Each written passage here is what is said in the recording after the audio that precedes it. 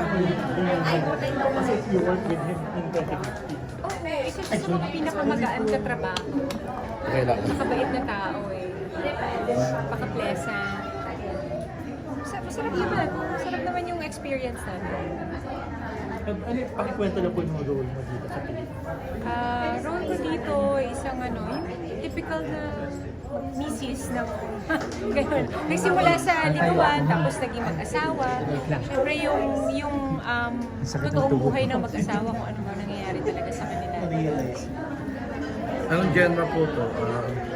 Rom-com pa rin. Rom-com? Opo. Yung sitcom yun ni Dennis, nag-start na bang taping? Sitcom, po yung series. Ay, series Ah, yun. series. Ay, hindi pa po. Baka next week. Next week po. So, anong klaseng serye yun? Action po ito. Para naman, maiba naman sa mga typical na ginagawa namin. Ano pa pwede mong i-share sa amin tungkol doon? Sa ngayon, yun pa lang. So, wala pang ibang update. Pero Jen, Sorry. Yun ang first project mo after signing ng contract. Oo. Ano pang ibang pinangako sa'yo? Wala namang pinaka.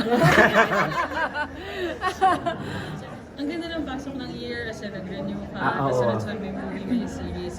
Naka-adjust na ba si Dylan sa magiging busy? Sa ngayon, naka-adjust na siya.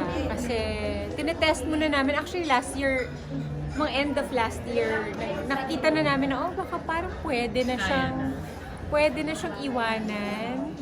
Kaya na niyang yung wala kami ng buong araw, yung gano'n, naglalaro na siya, may mga schedule na siya na, may playtime na siya, meron na siyang gano'n, may routine na siya. So, confident na kami na pwede nang iwan. And is she showing signs na mag-artista na? Naku, mahiyain. Medyo mahiyain siya. o hindi niya palang na-discover talaga. Sa ngayon, mahilig siyang kumanta, mahilig siyang umaarte, yung I'm sad, gaganon. Pero yung mga ganon. Pero pag kami ibang tao, yun, mahiyain na siya. Pero pag kami lang, sumasayaw, napaka-bibo. Pero Baka pag nakita commercial ng ibang pwede. tao, yun. Commercial. Opo. Diyan sa pagbabalik mo sa rom-com, people are calling you the real rom-com queen. Your reaction? Siyempre, thankful ako.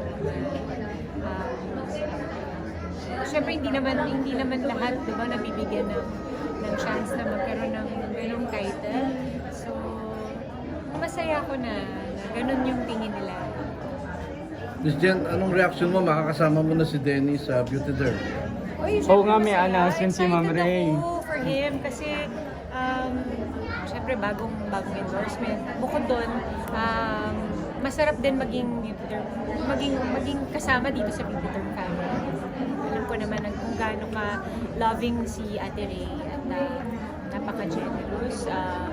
Maya't maya kinakamusta kami. Ikaw nag-influence kay Dennis para gamitin yung mga Beauty Derm products niya. Oo naman. Ginagamit na niya ngayon. Yes, yes, syempre. Anong favorite niya? Kung ano yung ginagamit ko, yun din yung ginagamit niya. So yung Christox. Yung crystal. Diyan, ano ba yung mga hope mo for 2025? And ano ba yung lucky charm mo na maitutulog? Oo nga. Or sino yung lucky charm? Lucky charm ko, ever since naman si Jazz talaga, since nung lumabas si Jazz, since nung lumabas yung firstborn ko si Jazz, talaga dire-diretso yung swerte sa buhay ko. Ano talaga. Forever na siya talaga. At saka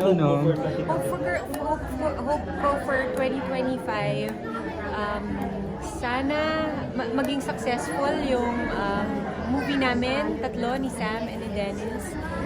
Suportahan ng mga tao yung bagong series namin na parating. At yung album launch ko, abangan nila. May mga ilalabas kaming mga single this first quarter. Bigger Beauty Derm. Syempre, sana mas maging mahaba pa yung relationship namin at ang kontrata namin sa sa Beauty Derm. Beauty Derm. Kasama pa namin ng matagal si Ate Ray. You have your own businesses din pala na recently launched. May tips ba si Mr. So far, wala pa naman. Hindi pa kami nakakapag-usap tungkol sa mga negosyo, ganyan. Pero syempre, isa sa mga tinitingala kong tao pagdating sa business. Kasi talaga naman,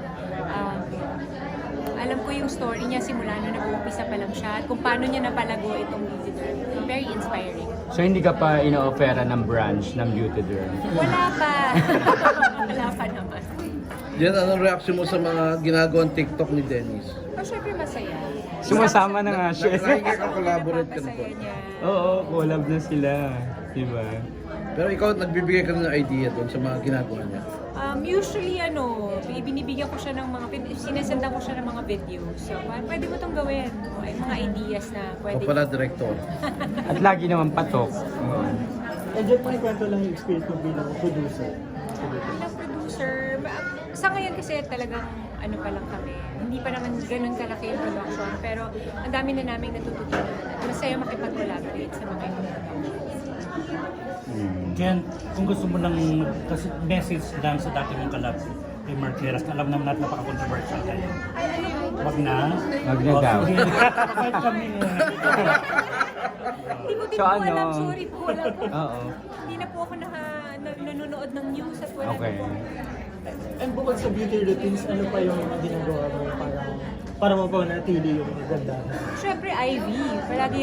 Palagi kaming dalawa mag-asawa, we make sure na talagang twice a month, nagpupunta kami sa Ivy para sa mga treatments.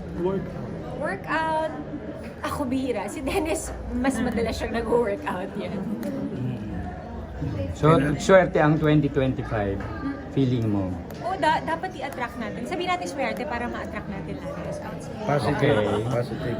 Bilang Chinese, siyempre si Dennis. Si Dennis, Diba? oo. Paano nyo sineselebrate talaga ang Chinese Week? Hindi, kasi parang point something na lang.